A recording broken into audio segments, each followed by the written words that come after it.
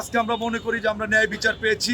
তার কারণ এটা একটা মিথ্যা ফ্যাব্রিকেটেড মামলা ছিল এবং সাজানো একটা মামলা, যে মামলা আমাদের দেশনায়ক তারেক রহমানের প্রথম চার্জশিটে নাম ছিল না, কিন্তু আওয়ামী লীগের নেতা এসপি আকন্দকে অবসর থেকে ফিরিয়ে আনে আবার তারেক রহমানের নাম চার্জশিটে দেওয়া হয়েছে।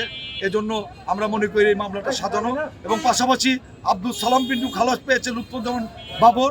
আমরা মনে করি ন্যায় বিচার পেয়েছে। আব্দুল সালাম পিন্টু একটা অসাম্প্রদায়িক নেতা, আমরা তাই মনে করি এই ঘটনার সাথে তারেক রহমান, আব্দুল সালাম পিন্টু, লুৎফুজ্জামান বাবর সহ কেউ জড়িত ছিল না। এটা একটা সরকারের সাজানো মামলা ছিল। এই জন্য আমরা ন্যায় বিচার পেয়েছি।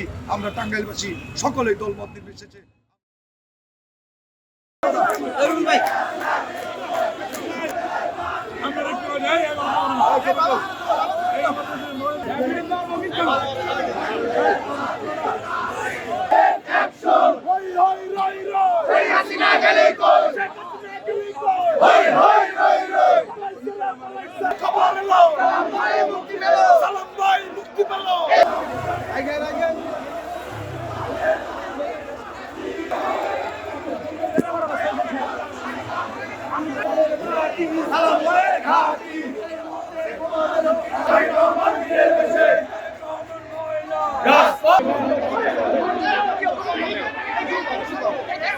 Hey,